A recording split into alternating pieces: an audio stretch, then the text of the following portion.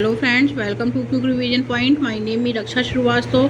Friends, आज हम बाल विकास एवं शिक्षा शास्त्र, चाइल्ड डेवलपमेंट एंड पेडागोजी के इंपॉर्टेंट क्वेश्चन को डिस्कस करेंगे, जो कि फ्रेंड एग्जाम के लिए इंपॉर्टेंट है। इंपॉर्टेंट मॉक टेस्ट है। तो स्टार्ट करते हैं। फर्स्ट क्वेश्चन क्या है? 6 से 11 वर्ष तक के काल को क्या कहा जाता है?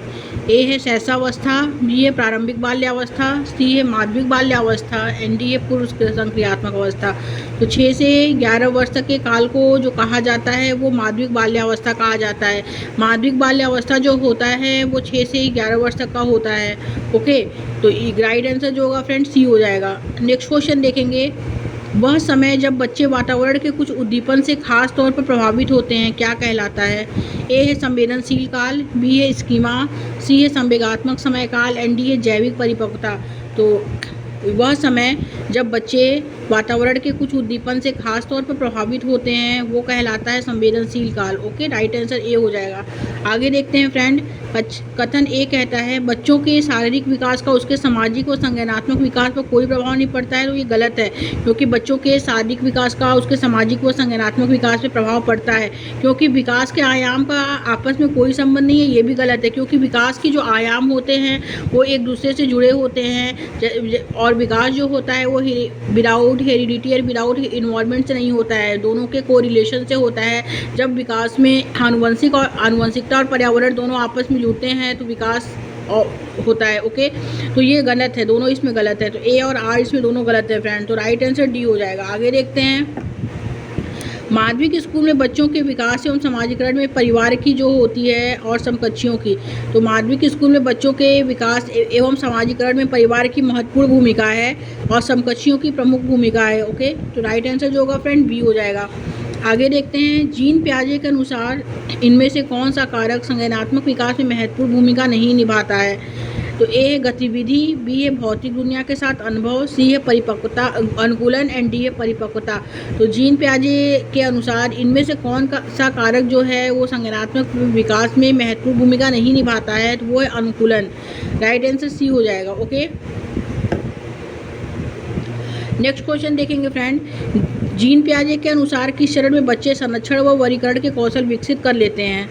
ए है संवेदी चालक अवस्था, बी है पूर्ण संक्रियात्मक अवस्था, सी है मूर्त संक्रियात्मक अवस्था, एंड डी है अमूर्त संक्रियात्मक अवस्था। जीन पियाजे की 4 अवस्थाएं होती हैं। जो फर्स्ट होता है संवेदी गामक अवस्था, जिसे हम सेंसरी मोटर स्टेज कहते हैं।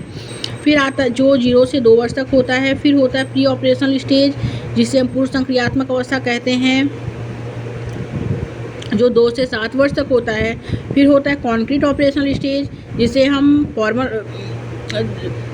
मूर्त संक्रियात्मक अवस्था कहते हैं, जो 7 से 12 वर्ष तक होता है। फिर होता है फॉर्मल ऑपरेशनल स्टेज, जिसे हम किशोरावस्था कहते हैं, यानी अमूर्त संक्रियात्मक अवस्था कहते हैं, या औपचारिक संक्रियात्मक अवस्था कहते हैं, जो होता है 12 से 21 वर्ष तक। ओके, तो जीन पियाजे जो थे वो स्विट्जरलैंड के मनोवैज्ञानिक थे, जिनका कॉग्निटिव डेवलपमेंट ऑफ थ्योरी है।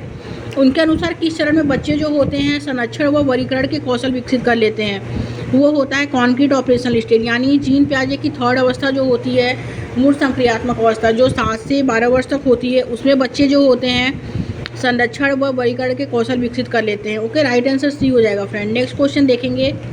निम्न में से कौन सी पद्धति जीन पियाजे के शिक्षागत निहितार्थ के अनुरूप नहीं है? ए है उपयुक्त इनाम व सजा का प्रयोग, बी है बच्चों के सीखने की तैयारी तत्परता के लिए संवेदनशीलता, सी है व्यक्तिगत विभिन्नताओं को स्वीकारना, एंड डी है खोज अधिगम। तो निम्न में से कौन सी पद्धति जीन पियाजे के शिक्षागत निहितार्थ के अनुरूप नहीं है? तो वो है उपयुक्त इनाम व सजा का प्रयोग। राइट आंसर ए हो जाएगा। आगे देखते हैं फ्रेंड। लॉरेंस कोहलबर्ग के पारंपरिक नैतिकता के 4थे चरण कानून और व्यवस्था अभिविन्यास में व्यक्ति जो होता है, ए है किसी क्रिया के भौतिक परिणाम से अच्छाई या बुराई निर्धारित करता है, बी है नियमों का पालन करने के बदले में किसी प्रकार के लाभ की अपेक्षा करता है, सी है इसमें सामाजिक व्यवस्था को बनाए रखने के लिए निश्चित नियमों को स्थापित करने और उनका पालन करने में विश्वास रखता है, एंड डी है नैतिक निर्णय स्व चुने हुए नैतिक सिद्धांतों के संदर्भ में जो है लेते हैं। तो लॉरेंस कोहलबर्ग का जो नैतिक विकास का सिद्धांत है उन्होंने दिया है 3 स्तर दिया है, पश्च परंपरागत स्तर एंड उत्तर परंपरागत स्तर। ओके, इसमें उन्होंने बताया है कि नैतिकता के 4थे चरण में कानून और इन्होंने उस तीनों को 6 तीन तीन भागों में डिवाइड किया है। ओके, मतलब 6 भागों में उन्होंने बताया है। तो उसमें उनका एक चरण जो है वो है नैतिकता का, चौथा चरण है मतलब कानून व्यवस्था अभिविन्यास। ओके, तो उसमें उन्होंने बताया है कि व्यक्ति जो होता है वो सामाजिक व्यवस्था को बनाए रखने के लिए निश्चित नियमों को स्थापित करने और उसका पालन करने में क्या करता है, वो विश्वास करता है। ओके, तो करेक्ट आंसर जो होगा फ्रेंड वो सी हो जाएगा इसमें। आगे देखते हैं, निम्न में से कौन सी पद्धति जो होती है वो लेव वाइगोत्स्की के सिद्धांत के अनुसार नहीं है। पाढ़, अनुकूलन और सहयोगात्मक सीखना। ओके, ये जो है ये एक सिद्धांत में नहीं है। ओके, तो करेक्ट आंसर जो हो जाएगा फ्रेंड वो हो जाएगा सी। आगे देखते हैं, सोना को एक जटिल समस्या से हल करने में चुनौती का सामना करना पड़ता है। सोना को एक जटिल समस्या से हल करने में चुनौती का सामना करते देख उसकी शिक्षिका उसको स्वतंत्र संकेत व इशारे देती है। लेव वाइगोत्स्की के सिद्धांत के अनुसार शिक्षिका सोना को पाठ प्रदान कर रही है। पाठ प्रदान कर जो होता है वो किस पर पहुंचने के लिए मदद करती है। तो ए है जैविक परिपक्वता, बी है आत्मकेंद्रियता, सी है अपरिवर्तनीय सोच, एंड डी है समीपस्थ विकास का क्षेत्र। तो सोना को एक जटिल समस्या से हल करने में चुनौती का सामना करना पड़ता है, यह देखकर उसकी शिक्षिका उसको इशारे देती है। और लेव वाइगोत्स्की के सिद्धांत के अनुसार शिक्षिका सोना को जो है पार यानी सहारा दे रही है,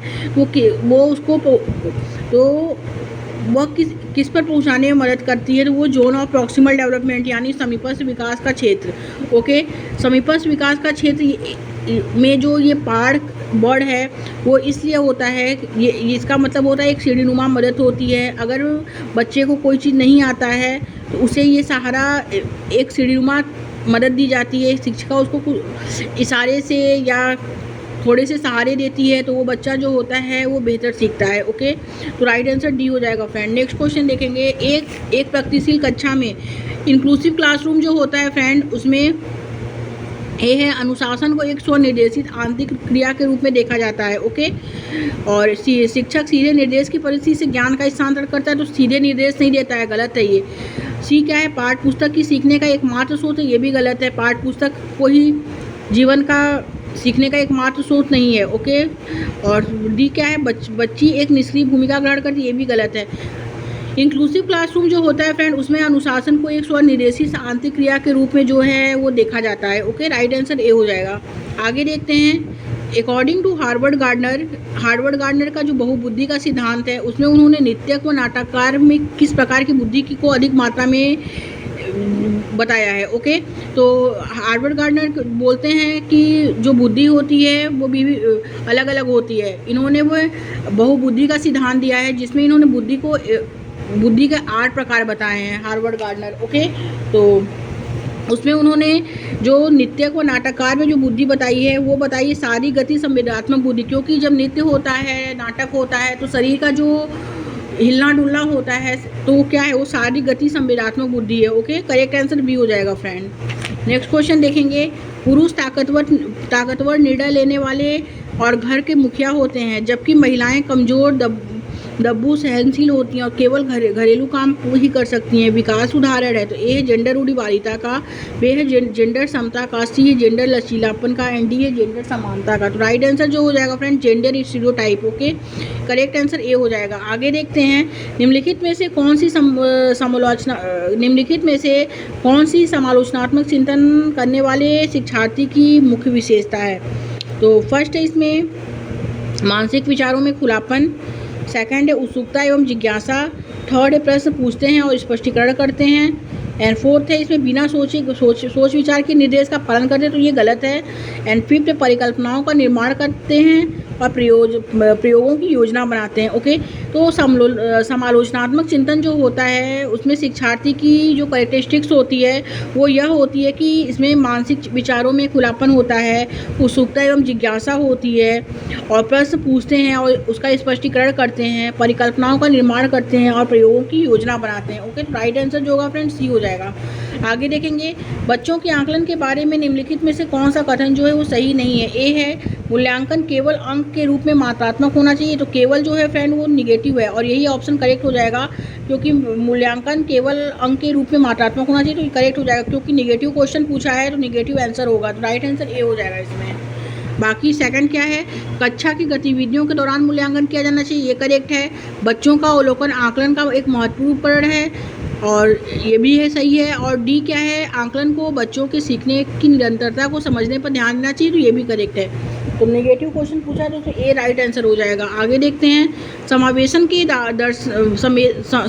के दर्शन का मार्गदर्शक सिद्धांत क्या है। ए है उपयुक्त समंजन है, पृथकीकरण है, नामीकरण है, दोषारोपण है, तो राइट आंसर ए हो जाएगा फ्रेंड, उपयुक्त समंजन है।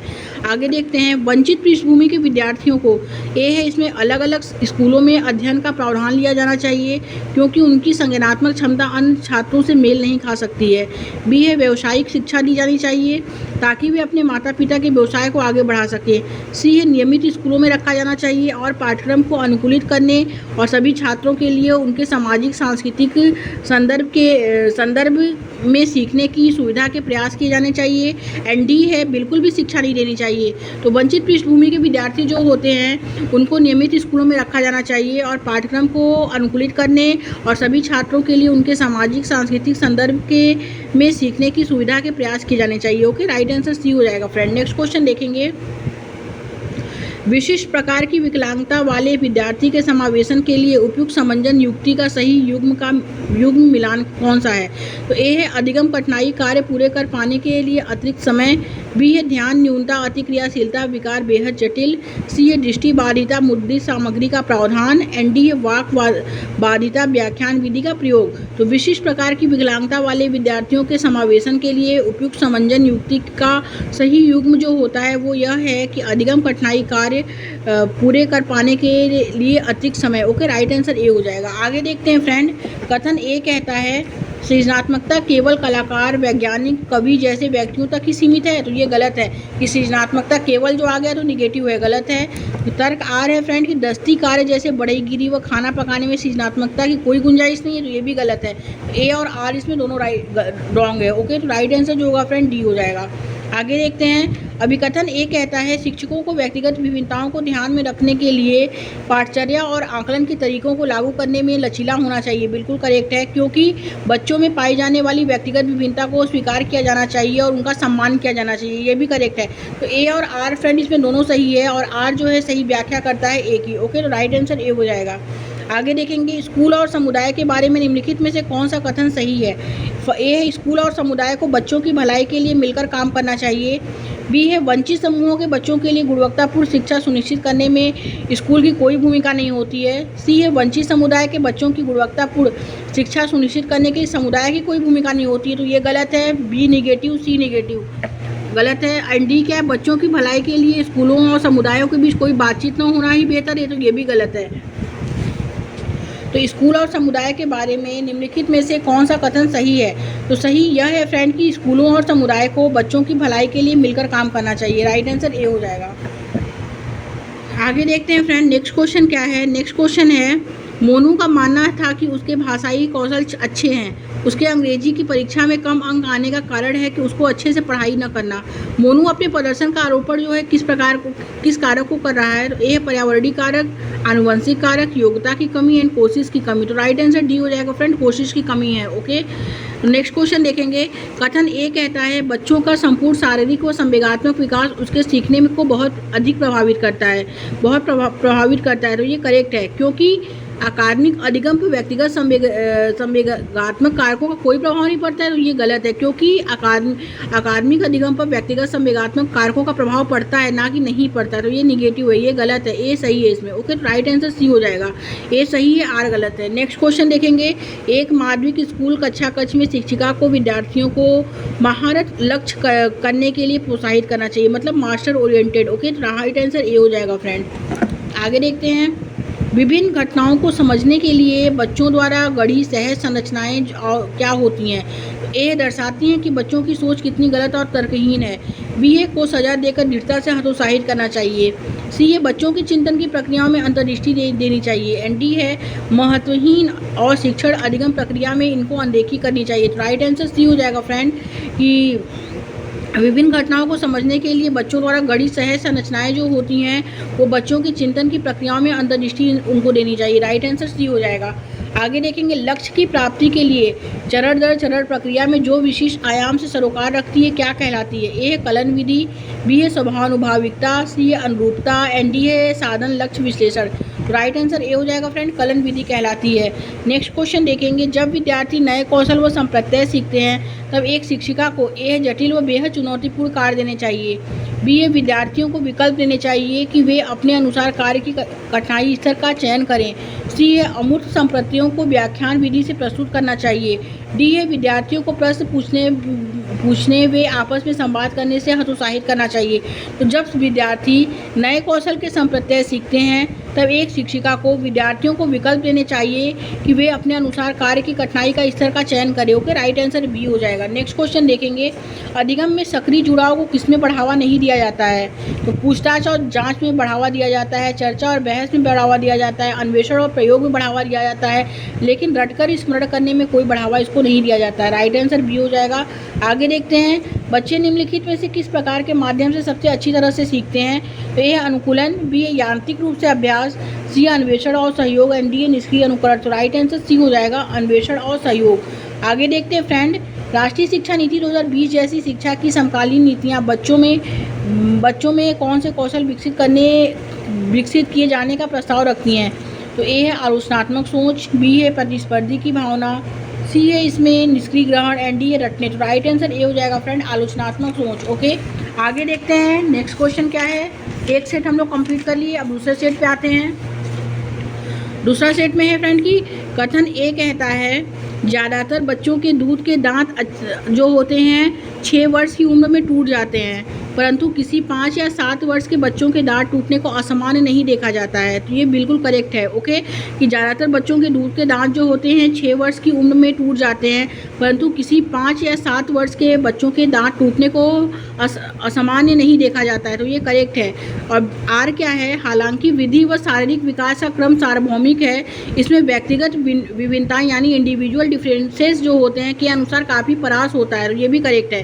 तो ए और आर क्या है? इसमें दोनों राइट है और आर जो है वो एक ही सही व्याख्या करता है। ओके, राइट आंसर ए हो जाएगा। आगे देखते हैं फ्रेंड किस सिद्धांत में प्रतिपादित किया गया है कि विकास की दिशा जो होती है वो समान होने पर भी प्रत्येक बच्चे का विकास अपनी गति से होता है। ये क्वेश्चन पूछा गया है 23/1/2023 का ये पूरा क्वेश्चन पेपर है। ओके, किस सिद्धांत में प्रतिपादित किया गया है कि विकास की दिशा समान होने पर भी प्रत्येक बच्चे का विकास अपनी गति से होता है? तो ए है शीर्षगामी विकास का सिद्धांत, बी है समीपताभिमुख विकास का सिद्धांत, सी है एकरूपता का सिद्धांत, डी है व्यक्तिगत विकास का सिद्धांत। तो विकास की दिशा समान होने पर प्रत्येक बच्चे का विकास जो होता है वो अपनी गति से होता है, वो व्यक्तिगत विकास के सिद्धांत में कहा गया है। ओके,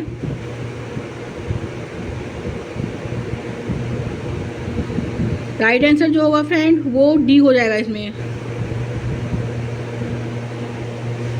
आगे देखते हैं निम्न में से कौन सी संस्था समाजीकरण की द्वितीयक संस्था नहीं है? ए है इसमें परिवार, बी है मीडिया, सी है स्कूल, डी है समकक्षी। तो क्या पूछा है कि समाजीकरण की द्वितीयक संस्था नहीं है पूछा है, तो वो जो है वो परिवार, क्योंकि परिवार जो है वो समाजीकरण की प्राथमिक संस्था आती है। ओके, समाजीकरण की द्वितीयक संस्था जो होता है वो स्कूल होता है, मीडिया होता है। तो ये क्या है? ये समाजीकरण की द्वितीयक संस्था में नहीं आती है पूछा है, तो परिवार जो है वो नहीं आती है। आगे देखेंगे किस चरण में बच्चे न केवल वस्तुओं के संदर्भ में तर्क कर पाते हैं बल्कि प्रतिज्ञापी चिंतन करने के में भी सक्षम होते हैं? तो तर्क करना जो होता है फ्रेंड, तर्क जो होता है वो जीन पियाजे की 4 स्टेज होती है, जो फॉर्मल ऑपरेशनल स्टेज होती है, यानी 12 से 21 वर्ष तक की अवस्था। उसमें जो अमूर्त संक्रियात्मक अवस्था जो होता है उसमें जो होता है बच्चे जो होते हैं केवल वस्तुओं के संदर्भ में तर्क कर पाते हैं बल्कि प्रतिज्ञापिक चिंतन करने में भी वो सक्षम होते हैं। ओके, तो राइट आंसर डी हो जाएगा, अमूर्त संक्रियात्मक अवस्था। आगे देखते हैं जीन पियाजे के अनुसार जन्म के बाद संज्ञानात्मक विकास की अवस्थाओं का सही क्रम क्या है? तो ए है इसमें संवेदी अनुभव, प्रतिवर्तनी मानसिक क्रियाएं, परिकल्पनात्मक चिंतन, प्रतीकात्मक और सहज विचार। ये गलत है। तो जीन पियाजे की जो 4 अवस्था होती है उसमें सही जो है उनका सही क्रम जो है वो है संवेदी अनुभव यानी संवेदी चालक अवस्था, जिसे सेंसरी मोटर स्टेज कहते हैं। फिर होता है प्रतीकात्मक और सहज व्यवहार। ओके, फिर है इसमें प्रतिवर्तनी मानसिक संक्रियाएं, फिर होता है परिकल्पनात्मक तर्क। ओके, तो ये जो है ये संज्ञानात्मक विकास की अवस्था के सही क्रम है उनके, कि संवेदी अनुभव और यह प्रतीकात्मक और सहज विचार, फिर है प्रतिवर्तनी मानसिक संक्रियाएं, फिर है परिकल्पनात्मक चिंतन। राइट आंसर बी हो जाएगा फ्रेंड। आगे देखते हैं, जीन पियाजे के अनुसार अर्थपूर्ण संज्ञानात्मक विकास के लिए एक बच्ची ए है इसमें को द्वितीय स्तर के अनुबंधन करने चाहिए, बी ए को हर कार्य के लिए पुरस्कार मिलना चाहिए, सी ए को सक्रिय अन्वेषण के मौके मुहैया कराए जाने चाहिए, एंड डी है को बारंबार वेधन व अभ्यास करने के लिए कार्य देने चाहिए। तो जीन पियाजे के अनुसार अर्थपूर्ण संज्ञानात्मक विकास के लिए एक बच्ची को सक्रिय अन्वेषण के मौके मुहैया कराए जाने चाहिए। राइट आंसर सी हो जाएगा फ्रेंड। आगे देखते हैं, नैतिक विकास के कोहलबर्ग के किस स्तर के अनुसार, नैतिक विकास के कोहलबर्ग के किस स्तर के अनुसार नियमों का पालन या अवज्ञा उनके अच्छे या बुरे परिणामों से निर्धारित होता है। तो ए है पूर्व संचालन स्तर, बी है पूर्व पारंपरिक स्तर, सी है पारंपरिक स्तर, एंड डी है उत्तर पारंपरिक स्तर। तो राइट आंसर बी हो जाएगा फ्रेंड, पूर्व पारंपरिक स्तर। ओके, आगे देखते हैं, क्योंकि वाइगोत्स्की के अनुसार बच्चे अपने साथियों के माध्यम से सीखते हैं, तो के साथ सामाजिक संपर्क के माध्यम से सीखते हैं। ओके, वाइगोत्स्की के अनुसार बच्चे अपने साथियों के साथ सामाजिक संपर्क के माध्यम से सीखते हैं, क्योंकि वाइगोत्स्की का सामाजिक सांस्कृतिक सिद्धांत है। राइट आंसर ए हो जाएगा। नेक्स्ट क्वेश्चन देखेंगे, लेव वाइगोत्स्की के सिद्धांत के अनुसार पहाड़ के क्या मायने हैं। ए है वयस्कों का कार्य की जटिलता को कम करके उन्हें बेहद बनाना, तो ये गलत है। वयस्कों का मदद की प्रकार व मात्रा में बदलाव करना, सी है वयस्कों का बच्चों को किसी प्रकार की मदद न करना, ये भी गलत। डी है वयस्कों का बच्चों को विभिन्न प्रकार का इनाम देना, ये भी गलत। लेव वाइगोत्स्की के सिद्धांतों के अनुसार जो पाठ है वो है वयस्कों का मदद की प्रकार व मात्रा में बदलाव करना। ओके, राइट आंसर बी हो जाएगा फ्रेंड। नेक्स्ट क्वेश्चन देखेंगे, एक प्रगतिशील कक्षा में ए सीखने सिखाने के मूल्यांकन के लिए परीक्षाएं केवल साल में ली जाती हैं, तो केवल जो है वो निगेटिव है, ये गलत है।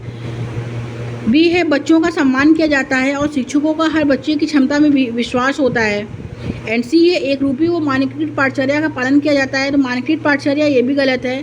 डी है शिक्षा साथ अलचीला व शिक्षा केंद्रित होता है, ये भी गलत है। ओके, तो प्रगतिशील कक्षा में बच्चों का सम्मान किया जाता है और शिक्षक का हर बच्चों के साथ क्षमता में विश्वास होता है, तो राइट आंसर जो होगा फ्रेंड बी हो जाएगा। नेक्स्ट क्वेश्चन देखेंगे, कौन सी अधिक बुद्धि वाले विद्यार्थियों में प्राकृतिक रूप जैसे जानवरों और पौधों की प्रजातियों, चट्टानों और पर्वत प्रकार को वर्गीकृत करने की क्षमता होती है, तो वो होता है प्राकृतिक बुद्धि में। ओके, राइट आंसर ए हो जाएगा इसमें। आगे देखेंगे, यह वाक्य स्त्रियों, पुरुषों व दूसरे जेंडर की भूमिका समाज तय करता है। जेंडर की संरचना के बारे में क्या दर्शाती है। जेंडर एक आनुवंशिक संरचना है, जेंडर एक भौतिक संरचना है, जेंडर एक सामाजिक संरचना है, जेंडर वंशानुगत गुण है। तो यह वाक्य स्त्रियों, पुरुषों व जेंडर की भूमिका समाज तय करता है। जेंडर की संरचना जो दर्शाती है वो जेंडर एक सामाजिक संरचना है। ओके, राइट आंसर सी हो जाएगा। आगे देखते हैं फ्रेंड्स, कथन ए कहता है शिक्षकों को मानकीकृत पाठचर्या व आकलन तरीकों के इस्तेमाल व कार्यान्वित करने पर बल देना चाहिए, ये गलत है। और तर्क आर है कि स्कूलों को बच्चों में व्यक्तिगत विभिन्नताओं को स्वीकारने की बजाय उन्हें हटाने का प्रयास करना चाहिए, तो ये भी गलत है। तो ए और आर इसमें दोनों गलत है। ओके, तो राइट आंसर फ्रेंड डी हो जाएगा। आगे देखते हैं, नेक्स्ट क्वेश्चन क्या है, मूल्यांकन क्यों नहीं किया जाना चाहिए। ए है बच्चों की सीखने की तैयारी के स्तर का पता लगाने के लिए, बी है सीखने सिखाने की प्रक्रियाओं में सुधार करने के लिए, सी है बच्चों में प्रतिस्पर्धा की भावना पैदा करने के लिए, डी है यह समझने में मदद करने के लिए कि बच्ची क्या कर सकती है और क्या नहीं। तो मूल्यांकन क्यों नहीं किया जाना चाहिए, क्योंकि बच्चों में प्रतिस्पर्धा की भावना पैदा करने के लिए। ओके, करेक्ट आंसर सी हो जाएगा। आगे देखते हैं फ्रेंड, छात्रों को उनके सीखने पर रचनात्मक प्रतिक्रिया प्रदान करने और अपने स्वयं के अध्यापन पर मनन करने के लिए शिक्षकों को रचनात्मक मूल्यांकन का प्रयोग करना चाहिए। राइट आंसर बी हो जाएगा। आगे देखेंगे फ्रेंड, समावेशी स्कूल की स्थापना में जो है शामिल है, क्या शामिल है। तो ए है बहिष्करण व सवाल उठाना, बी है नामीकरण को अपनाना, सी है पृथकीकरण का पुष्टिकरण, एंड डी है दोषारोपण का प्रोत्साहन। तो राइट आंसर ए हो जाएगा फ्रेंड, बहिष्करण पर सवाल उठाना। आगे देखते हैं, वंचित पृष्ठभूमि के बच्चों को कक्षा की चर्चाओं में शामिल करना महत्वपूर्ण है, क्योंकि ए है इन बच्चों पर दया करनी चाहिए और हमें उनके प्रति सहानुभूतिपूर्ण रवैया अपनाना चाहिए। बी है, प्रत्येक बच्चे को शिक्षा का अधिकार है और शिक्षक को सभी बच्चों को शामिल करना चाहिए, चाहे उनका सामाजिक, आर्थिक, सांस्कृतिक और धार्मिक संदर्भ कुछ भी हो। एंड सी है, ऐसे बच्चों में सीखने की क्षमता नहीं होती है। डी है, ये बच्चे बेवकूफ़ हैं और इन्हें दूसरे बच्चों के साथ घुलने मिलने नहीं देना चाहिए। तो वंचित पृष्ठभूमि के बच्चों को कक्षा की चर्चाओं में शामिल करना महत्वपूर्ण होता है, क्योंकि प्रत्येक बच्चे को शिक्षा का अधिकार है और शिक्षक को सभी बच्चों को शामिल करना चाहिए, और चाहे उसका सामाजिक, आर्थिक, सांस्कृतिक और धार्मिक संदर्भ कुछ भी हो। ओके, राइट आंसर बी हो जाएगा फ्रेंड। नेक्स्ट क्वेश्चन देखेंगे, एक बच्चे को कई शब्दों को आपस में अंतर करने में कठिनाई आती है। नमन और मनन, कलम और कमल, यह किसका विशिष्ट अभिलक्षण है? तो ए है इसमें लेखन वैकल्प का, गूढ़ज वैकल्प का, भाषा वैकल्प का, पठन वैकल्प का। तो राइट आंसर डी हो जाएगा फ्रेंड, डिस्लेक्सिया का, यानी पठन वैकल्प का। ओके, आगे देखते हैं, निम्न में से कौन से शिक्षा शास्त्रीय प्रावधान एक विद्यार्थी जिसे कम सुनाई देता है की जरूरतों के अनुसार उपयुक्त समायोजन है? तो फर्स्ट है इसमें शिक्षित के पास बैठने की अनुमति देना, और सेकंड है परिवेश की पृष्ठभूमि के शोर को कम करना, थर्ड है व्याख्यान प्रणाली का उपयोग, तो ये गलत है। फोर्थ है व्यक्ति पत्रक देना जिसमें आलेखी, आयोजक और संज्ञानात्मक चित्रण हो, तो करेक्ट आंसर ए हो जाएगा। आगे देखेंगे फ्रेंड, एक शिक्षिका अपने विद्यार्थी में रचनात्मकता को किसके द्वारा बढ़ावा दे सकती है? तो ए है कई विचारों और सहज ज्ञान युक्त अनुमानों को प्रोत्साहित करना, बी है केवल सूचना के पुनर्वाचन को बढ़ावा देगा, तो केवल जो होता है फ्रेंड वो निगेटिव है, ये गलत है। बार बार अभ्यास और वेधन से, ये भी गलत है। डी है यह सुनिश्चित करके कि शिक्षक बच्चों की शिक्षा पूर्ण पर नियंत्रण है, तो ये भी गलत है। ओके, क्योंकि एक शिक्षिका अपने विद्यार्थियों में रचनात्मकता को जो बढ़ावा देती है वो देती है कई विचारों को, सहज ज्ञान युक्त अनुमानों को मोटिवेट करके। ओके, तो राइट आंसर ए हो जाएगा इसमें। नेक्स्ट क्वेश्चन देखेंगे, शिक्षक को आंतरिक अभिप्रेरणा को क्या करना चाहिए? प्रोत्साहित करना चाहिए बजाय बाहरी अभिप्रेरणा के, क्योंकि जब वो अंदर से बच्चे को प्रोत्साहित करेगा तो बच्चे को हर काम करने में इंटरेस्ट जगेगा अंदर से, तो राइट आंसर जो होगा फ्रेंड्स, शिक्षक को आंतरिक अभिप्रेरणा को प्रोत्साहित करना चाहिए बजाय कि बाहरी अभिप्रेरणा के, तो राइट आंसर ए हो जाएगा। आगे देखेंगे, निम्नलिखित में से कौन सी भावना सार्थक सीखने की प्रक्रिया में बाधा डालती है? उब, आनंद, खुशी, गर्व। तो आनंद तो सीखने की प्रक्रिया में भूमिका निभाता है, खुशी निभाता है, गर्व है, बट जो ऊब है ये सीखने की प्रक्रिया में बाधा डालती है, तो राइट आंसर ए हो जाएगा फ्रेंड। नेक्स्ट क्वेश्चन देखेंगे, विद्यार्थी जो अधिगम असहायता को दर्शाते हैं, ए है मानते हैं कि क्षमता स्थिर व स्थायी है, बी है मानते हैं कि क्षमता विधिशील है, उसे प्रयास से बेहतर किया जा सकता है, महारत उन्मुखी विद्यार्थी होते हैं, सीखने उन्मुख लक्ष्य तय करते हैं।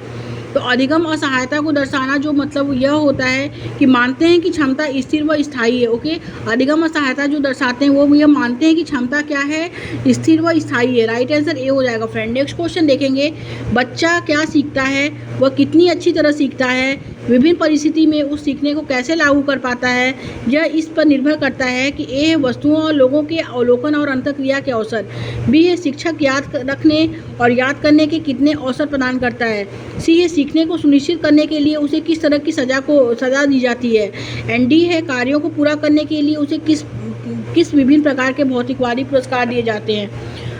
तो बच्चा जब सीखता है फ्रेंड, क्या सीखता है, वह कितनी अच्छी तरह सीखता है, विभिन्न परिस्थिति में उस सीखने को कैसे लागू कर सकता है, यह इस पर निर्भर करता है कि वस्तुओं और लोगों के अवलोकन और अंतःक्रिया के अवसर। ओके, राइट आंसर ए हो जाएगा। आगे देखते हैं, अपनी सोच के बारे में सोच पाना जो होता है वो अधिसंज्ञान कहलाता है, और एक जो है उच्च स्तरीय कौशल है। ओके, राइट आंसर डी हो जाएगा फ्रेंड। आगे देखते हैं, एक शिक्षिका रचनावादी कक्षा में सीखने को कैसे सुशासित कर सकती है? तो ए है बच्चों को बारंबार वेधन व अभ्यास करने को कहकर, बी है जो बच्चे अरुचि दिखाते हैं उन्हें सजा देकर, सी है सीखने सिखाने की प्रक्रिया को दिलचस्प व संवादात्मक बनाकर, एंड डी है पाठ्य पुस्तक के सवालों के ऊपर निर्देशित करके। तो एक शिक्षिका रचनावादी कक्षा में सीखने को कैसे सुशासित कर सकती है? वो सीखने सिखाने की प्रक्रिया को दिलचस्प और संवादात्मक बनाकर जो है सुशासित कर सकती है, राइट आंसर सी हो जाएगा फ्रेंड।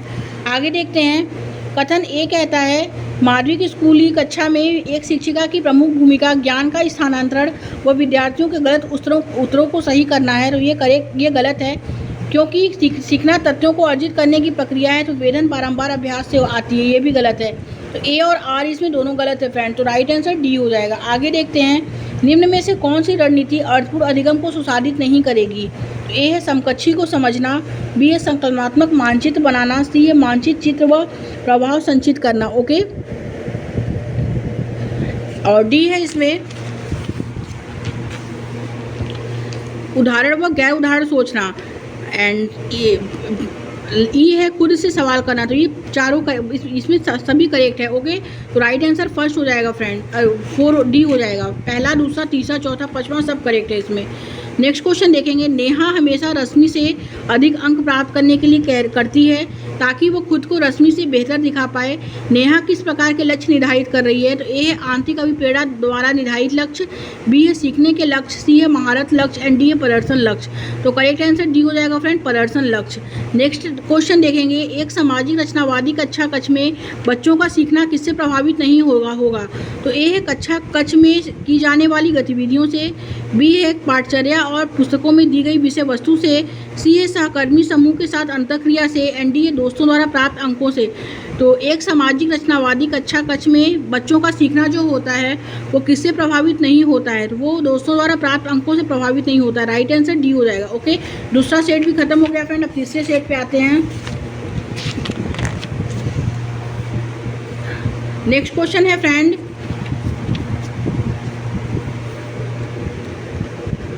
निम्न में से कौन से संवेगात्मक विकास का हिस्सा है? निम्न में से कौन सा संवेगात्मक विकास का हिस्सा है? ए है अंतर्वैयक्तिक कौशल, बी है अवधान व स्मृति, सी है शारीरिक प्रणाली की क्रिया, एंड डी है प्रतिबोधिक और गतिक कौशल। तो निम्न में से कौन से संवेगात्मक विकास का हिस्सा है? तो अंतर्वैयक्तिक कौशल जो होता है फ्रेंड वो खुद के लिए होता है, और अंतर्वैयक्तिक कौशल होता है वो दूसरों के लिए होता है। ओके, तो राइट आंसर जो होगा फ्रेंड ए हो जाएगा, अंतर्वैयक्तिक कौशल जो है वो संवेगात्मक विकास का हिस्सा है। ओके, नेक्स्ट क्वेश्चन देखेंगे, कौन से कारक बच्चों के विकास को निर्धारित व प्रभावित करते हैं? आनुवांशिकता करता है, भौतिक वातावरण करता है, सामाजिक सांस्कृतिक कारक करता है। तो पहला, दूसरा, तीसरा इसमें राइट हो जाएगा, तो राइट आंसर डी हो जाएगा। आगे देखते हैं, कथन ए कहता है फ्रेंड्स कि स्कूल में सीखने के लिए बच्चों के गति कौशल का समन्वय महत्वपूर्ण नहीं है।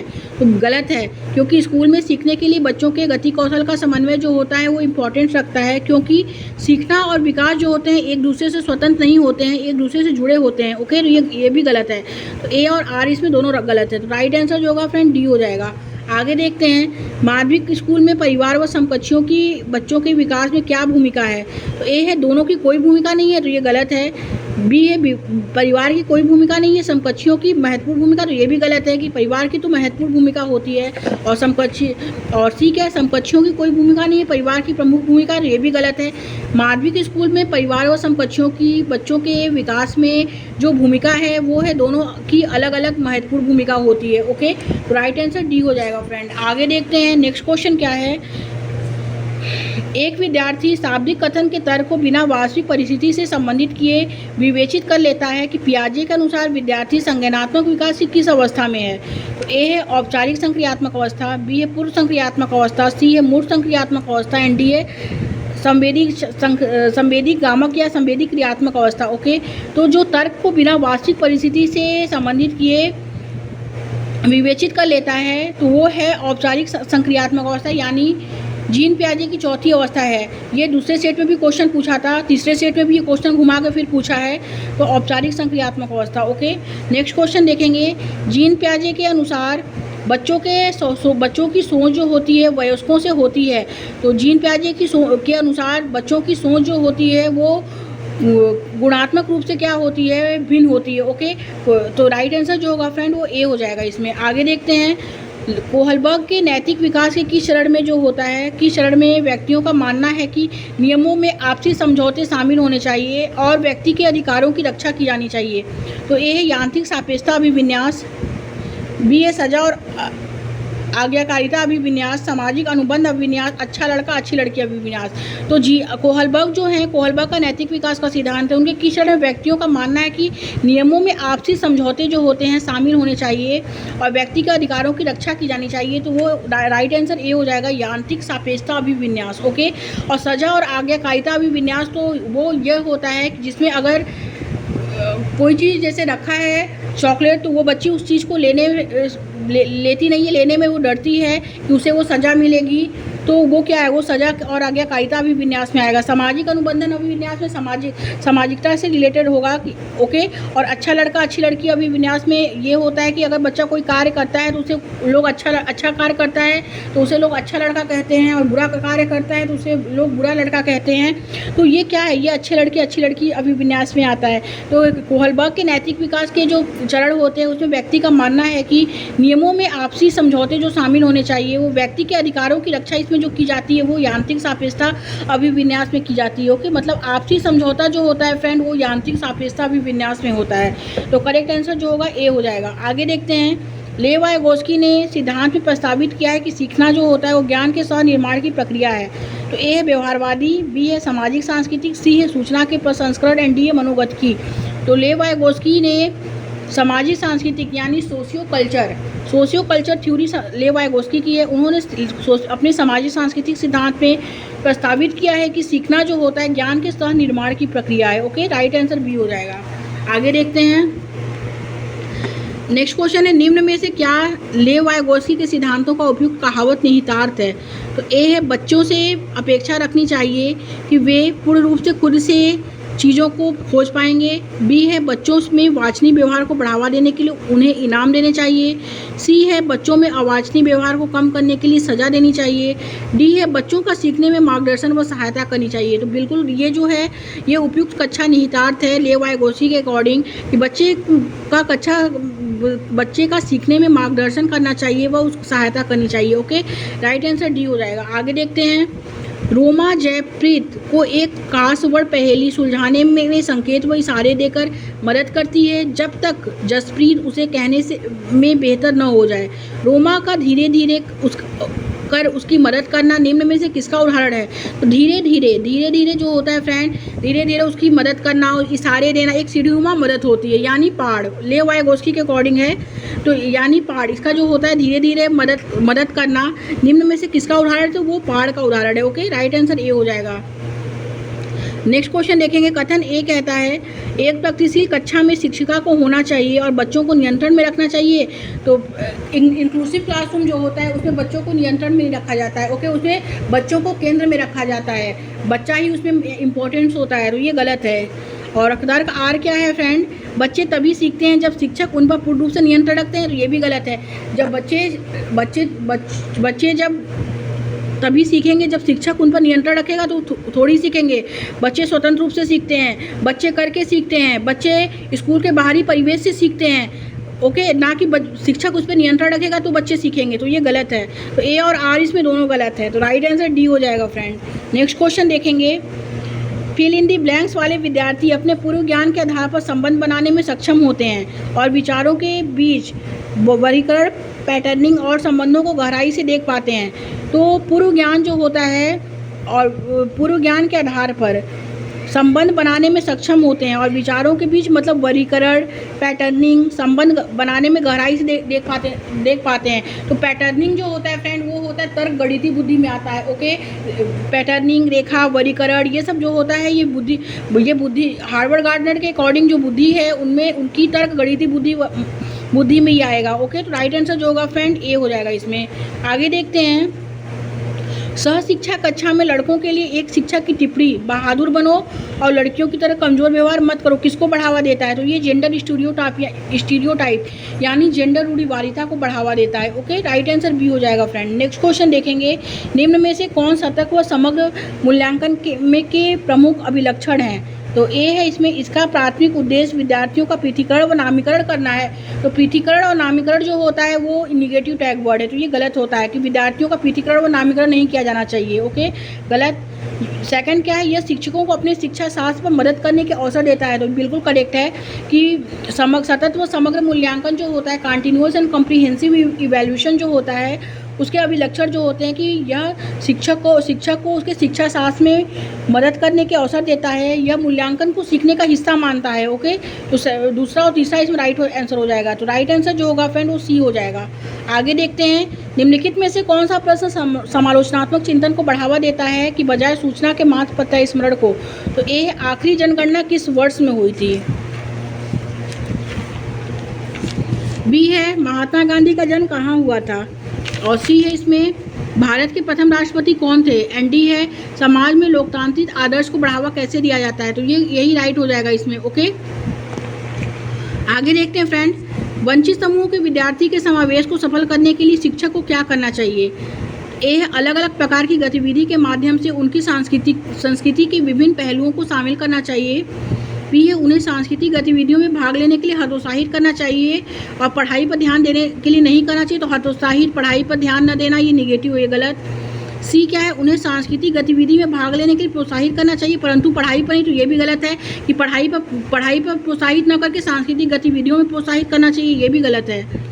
डी क्या है, प्यार से उनके माता पिता को कहें और घर पर ट्यूशन पढ़ाने को कहना, तो इसका कोई रिलेशन ही नहीं है। ओके, वंचित समूह के विद्यार्थियों के समावेश को सफल करने के लिए शिक्षक को अलग अलग प्रकार की गतिविधियों के माध्यम से उनकी संस्कृति के विभिन्न पहलुओं में को शामिल करना चाहिए। ओके, राइट आंसर जो होगा फ्रेंड ए हो जाएगा। आगे देखते हैं, नेक्स्ट क्वेश्चन है समावेशी शिक्षा जो होता है, समावेशी शिक्षा की प्रमुख शिक्षा शास्त्रीय रणनीति क्या होती है। समावेशी शिक्षा जो होता है, एक ही छत के नीचे सभी बच्चों को जब समान शिक्षा दी जाती है, समान सहयोग दिया जाता है, समान समर्थन दिया जाता है, बराबर सबको समझा जाता है, वो जो होता है वो समावेशी शिक्षा होता है। ओके, तो राइट आंसर ए हो जाएगा फ्रेंड। पृथकीकरण गलत है, नकारात्मक भेदभाव गलत है, नामीकरण गलत है, ये सब गलत है, तो राइट आंसर ए हो जाएगा। आगे देखते हैं, एक शिक्षक को वंचित समूहों के विद्यार्थियों के समावेशन के लिए क्या करना चाहिए। ए है एक ऐसी कक्षा नीति का निर्माण करना चाहिए जहां पर व्यक्तिगत विभिन्नताओं को स्वीकारा जाए और प्रत्येक बच्चे को क्या किया जाए, महत्व दिया जाए। बी है बच्चों की शैक्षिक क्षमताओं की पहचान करके समान क्षमताओं वाले बच्चों के समूह बनाए जाए। सी है बच्चों की उनकी जाति के आधार पर अलग अलग समूहों में बांटा जाए। एंड डी है उन्हें पाठ्य पुस्तक आधारित ज्ञान का उत्पादन करने के लिए बढ़ावा दिया जाए, भले ही वह जो है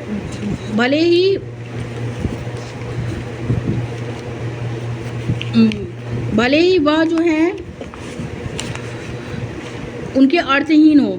तो इसमें जो होगा फ्रेंड कि एक वंचित समूह के बच्चे जो होते हैं, वंचित समूह के विद्यार्थियों के समावेशन के लिए क्या करना चाहिए, तो वो यह करना चाहिए कि एक ऐसी कक्षा जो होती है, एक ऐसी कक्षा नीति का निर्माण करना चाहिए जहां व्यक्ति विभिन्नताओं को स्वीकारा जाए और प्रत्येक बच्चे को महत्व दिया जाए। ओके, राइट आंसर जो होगा वो ए हो जाएगा।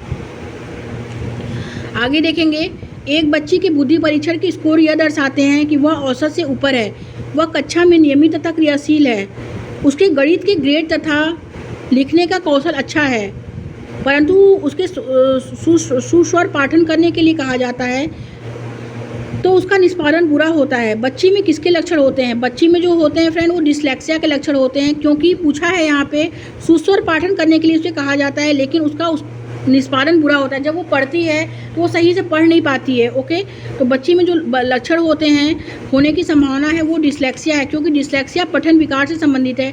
डिस्ग्राफिया जो होता है लेखन विकार से संबंधित है। डिस्कैलकुलिया जो होता है वो गणितीय गणना विकार से संबंधित है।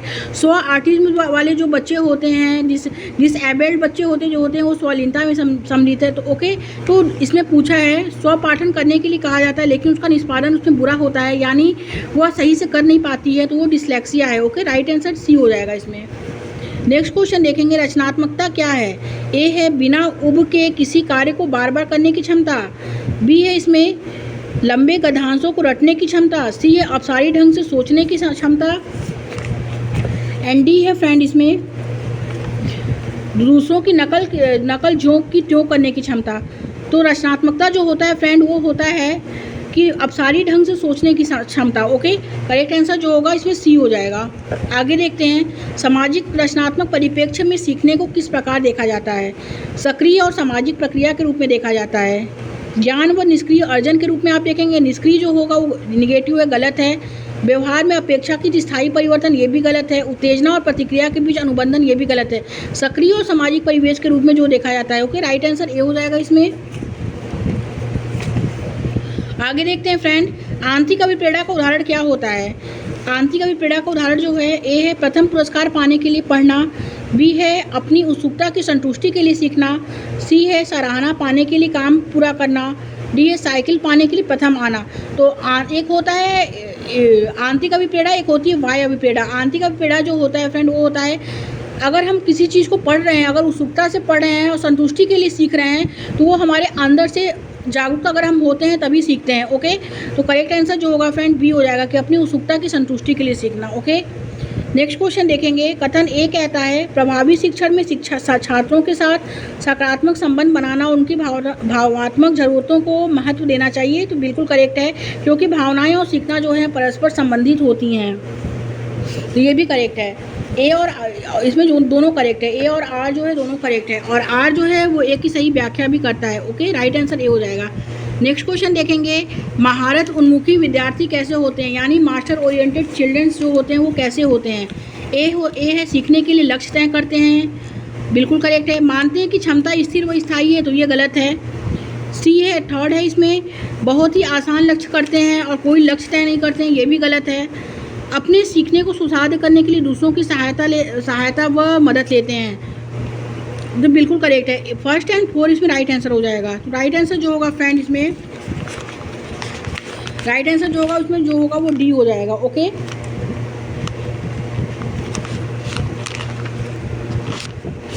राइट आंसर जो होगा फ्रेंड उसमें सी हो जाएगा कि बहुत ही आसान लक्ष्य तय करते हैं, मानते हैं कि क्षमता स्थिर व स्थायी है, और महारत उन्मुखी विद्यार्थी जो होते हैं वो होते हैं बहुत ही आसान लक्ष्य तय करते हैं या कोई लक्ष्य तय नहीं करते हैं, एंड बच्चों को सुसाध्य करने के लिए दूसरों की सहायता वह जो है मदद लेते हैं, तो ये गलत है, क्यों मानते हैं कि क्षमता स्थिर व स्थायी है। दूसरा और तीसरा इसमें राइट आंसर हो जाएगा। तो करेक्ट आंसर बी हो जाएगा। आगे देखेंगे। बच्चों के द्वारा प्रश्न पूछने चाहिए, बच्चों को द्वारा प्रश्न पूछने चाहिए, को नज़रअंदाज करना चाहिए, गलत। उन्हें सज़ा देनी चाहिए, गलत। की अनुमति नहीं दी जानी चाहिए, ये भी गलत है। बच्चों के द्वारा प्रश्न पूछने के लिए बच्चों को प्रोत्साहित किया जाना चाहिए। ओके, राइट आंसर डी हो जाएगा। आगे देखेंगे। विद्यार्थी प्रभावी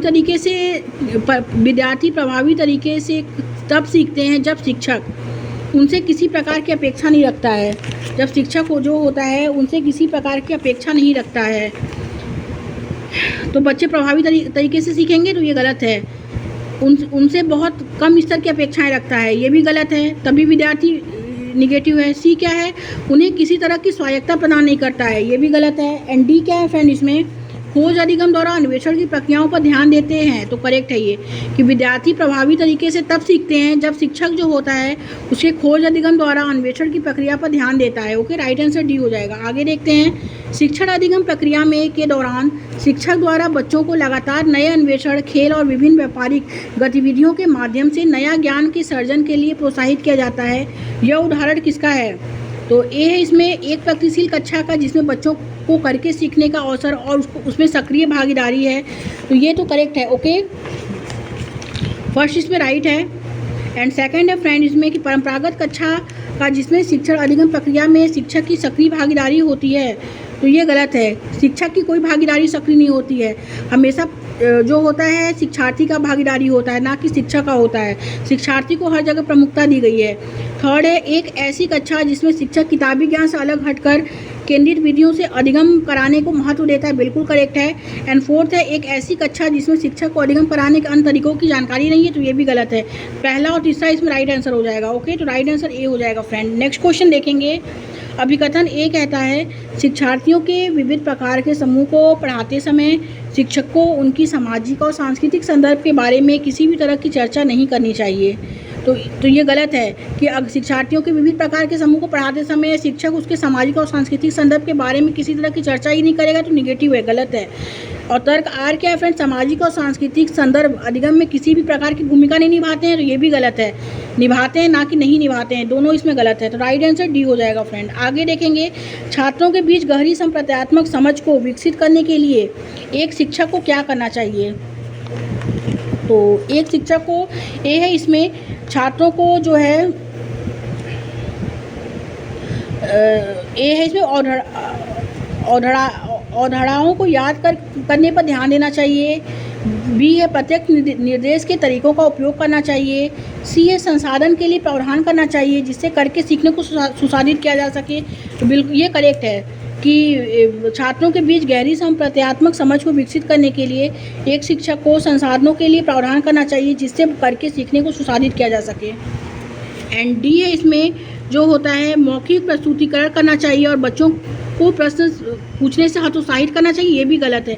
हतोत्साहित नहीं, ना प्रोत्साहित करना चाहिए बच्चे को, तभी बच्चा जो है वो अच्छे तरीके से सीखेगा। ओके, तो ये गलत है फ्रेंड्स। आगे देखते हैं नेक्स्ट क्वेश्चन क्या है।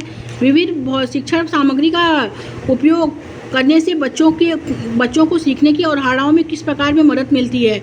तो ए है ठोस से अमूर्त, बी है अपरिचित से परिचित, सी है उच्च क्रम से निचले क्रम, एंड डी है जटिल से सरल। तो विविध जो होता है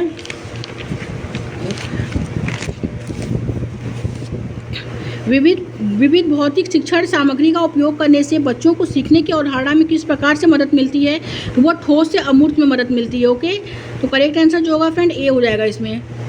थैंक यू फ्रेंड्स।